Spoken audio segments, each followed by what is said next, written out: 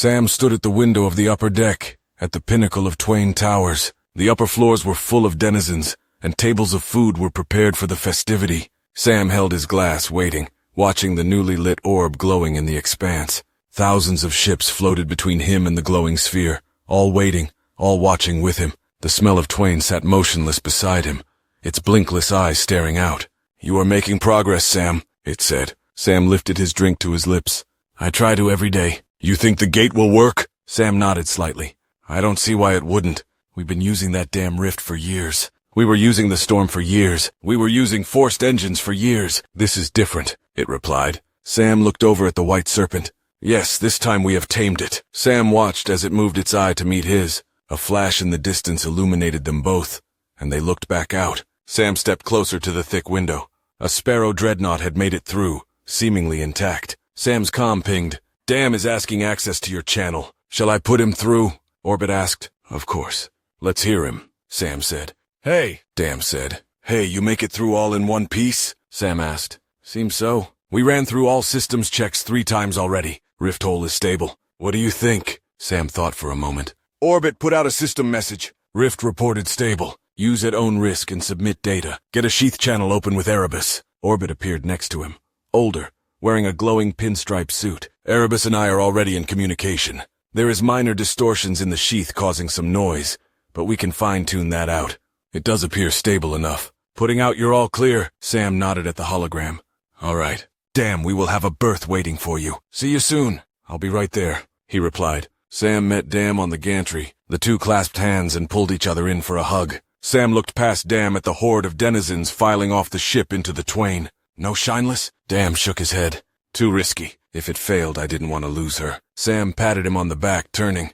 "I don't trust the Preserver cloning either." He laughed. Dam punched him playfully in the shoulder. "Still the ass. Always. Good, don't change." Dam looked out over his peoples. "This is good. Trade is going to pick up again." Sam nodded. "Thank you for doing this." Dam looked at him, pausing. "You know Cammy is opening up her rift sphere soon. There's going to be a back-and-forth channel to the human systems." Sam looked down a moment. "Yeah, she told me." "And?" Dam asked. Sam looked back up, meeting his eyes. "And it's none of my concern." "It should be. She seems to listen to you. I don't know why, or even if she really does. But it seems like she listens to you, Sam. I'm worried Shineless is worried, and I think you should be too." Sam shook his head.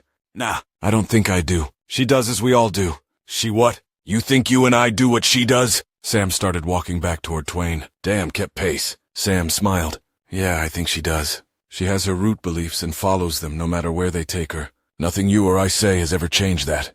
Dam raised a finger. "No, you've done things here. She's docile, cooperating, and that's your doing." Sam shook his head again. "No, that is her doing. She cooperates because she feels that is what will benefit her the most. Same as me." "That is all I've ever done." Dam growled a bit. "I can't believe that. You've got family just like me. I've seen your altruism firsthand. You would sacrifice yourself to help these people." Sam nodded. "I would. I have. I love this place. I love every little creepy, crawly, slimy thing in this station. And I've been at the button to EMP her several times. She knows it. And she risked herself to integrate into our society. She risked her existence to help those in her care. Same as me and same as you. And her daughters. You think they will play ball with us too? They're going to be on the other ends of those rift spheres. Hell, they are operating them. You trust them?" Sam laughed. "You hungry?" "No, don't dodge this." Dam insisted as his stomach growled on cue. Sam looked down the concourse. "You got a Cajun Eds on Sparrow?" Dam sighed. "You got Cajun here?" Sam nodded. "Yeah, let's go eat, chit-chat there." Dam returned the nod and the two walked in sync toward the human eatery district. Takukli climbed up on the counter watching the Preserver. The Preserver held out one of his 3 hands toward the scribbler. Psionoscope. Takukli crawled over the tray and grabbed the powered tool and brought it over to the towering larger. The Preserver focused one of its 3 eyes on the little creature, pausing the rest of its body. "Thank you." The scribbler blinked its large eyes at the Preserver. "Thank you for taking me on." The Preserver focused back on the lump of flesh on the table. He used his 3 hands to pull back the skin, and started inspecting the bony protrusions inside. "I didn't know any of your kind had an interest." He looked back with that same eye. "If I would have known about your predecessor, I would have shared more with him. Might have changed some things." Takukli crept toward the edge of the tray and looked down into the chest cavity. My learning with you will change things. I've already done 3 scripts in the halls. Your anatomical studies are already spreading into the base curriculums. The preserver bobbed slightly as he made an incision. Your species has an amazing knack for learning. I may have to steal some of that coding.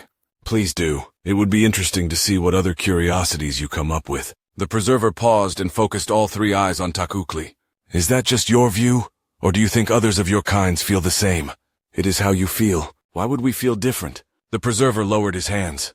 Well, others are always voting to limit what I do, sticking their proboscises into my work. It is just odd to hear a bit of encouragement.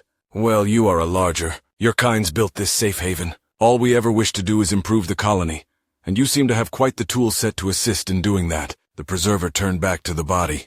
That is the dilemma. What do you consider improving the colony? The scribbler pointed into the innards. You recycle your failures. The preserver bobbed. Yes, I do. The colony gets first choices. That part there is well known for its vitamins. Many young grow on the paste it makes, and you are a prime source for it. You help the colony. The preserver cut out the liver of the creature and set it onto the tray. He reached back in and began another cut. So nutrition helps the colony, and by that measure healthy individuals. Yes, that helps the colony, Takukli replied. The preserver spoke again through his chest device. And your request for me to lengthen your lifespan. Do you think that would benefit the colony? You would require a larger portion of the nutritional income of the colony over time. That would hinder the colony. That is covered in the glyphs of Shanlofi. It was one of the founding philosophies for the guilds. And what do those glyphs say? The preserver asked. Takukli bounced a bit, eager to recall knowledge. He was one of the first knights. He helped in the War of Kawaru, aided the Sam. The colonies questioned if we should assist the largers. The scribbler paused and looked at the preserver. Your kind are not known to be gentle with us. It is habit that we are looked down upon in all meanings of that phrase. Shanlofi, however, asked the elders to allow him to learn the battle suits. At the time, no benefit was seen, as the largers would handle all security issues as was known. However, no downside was seen either. So they allowed it as a study. The preserver, still cutting, spoke again. I can imagine they found a benefit. Oh yes, many in fact. The Sam proved a different kind of larger, as did the humans. They pay soldiers, feed them, house them, and provide stipends to the families upon death. The warships had self-sustaining colonies. In one tour of duty, 3 generations would come and go, and each would be given a stipend. Those clams, unneeded on the ships, were given to the stationary colonies. The stationary colonies in turn made sure laws stayed in place to fund the knights.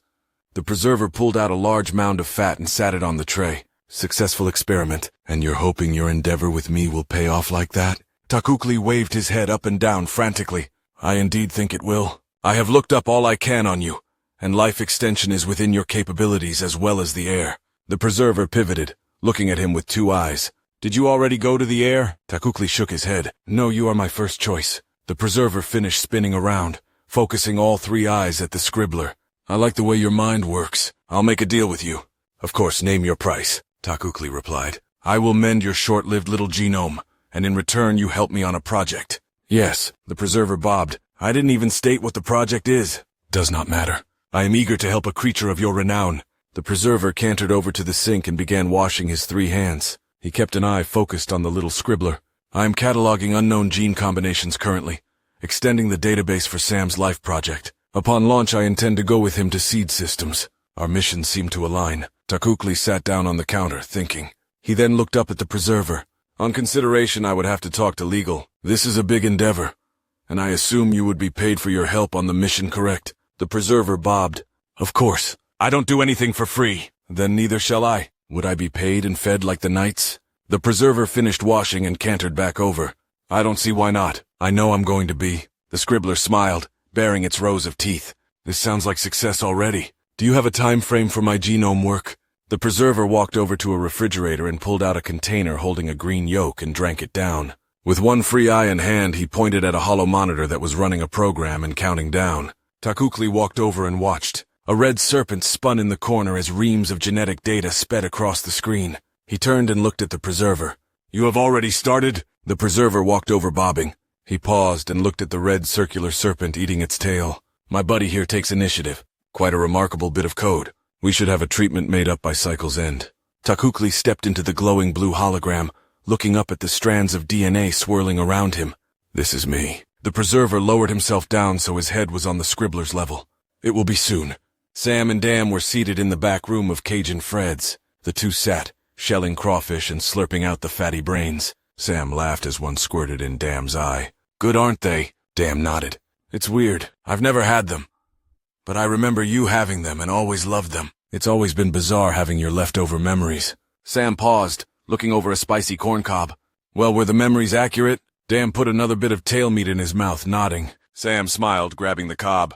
A group of settlers brought in tanks of them a few years back. They were mainly ornamental, kept in aquariums. A ship of crawfishians saw them, freaked out, had a spat. It was a whole ordeal. Dam reached over and forked a potato. Sam continued. Once they realized they weren't their young or any way related, their name from us made sense. Then they started farming them to eat. Once they started farming them, a bayou boy found out and started buying them up and cooking them.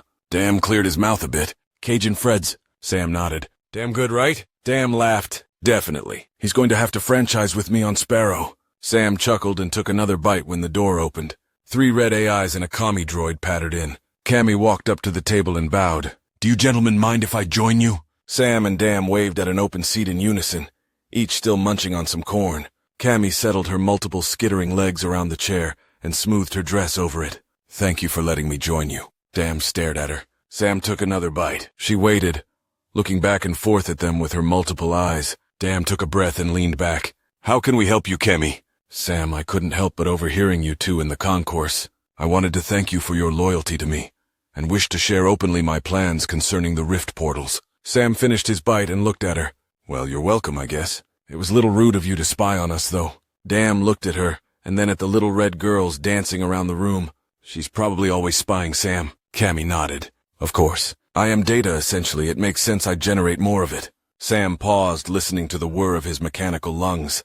Well, go ahead. What are your plans? I am ceding them to the Clouder. They will be co-owned by all allied species, as will the systems powering them. That is a big investment. What do you get out of it? Dam asked. Cammy focused all her eyes on Sam. Sam nodded. Your charges will flourish across the known universe. She nodded back. That is all I have ever asked. Sam took up his glass of whiskey. I see nothing wrong with it. What about you, Dam? Dam stared at her. I want Erebus to run over the specifics, all of them. Cammy bowed her head slightly. I welcome it, and I welcome you too, Orbits. Both the elder and younger Orbit appeared at the side of the table. Cammy smiled at them. I welcome all our AI brothers and sisters. I will actually need your help. The young ones are needing a lot of guidance. Sam shied his eyes away and took a drink. Dam laughed. Yeah, your son's work. Sam nodded as he sipped.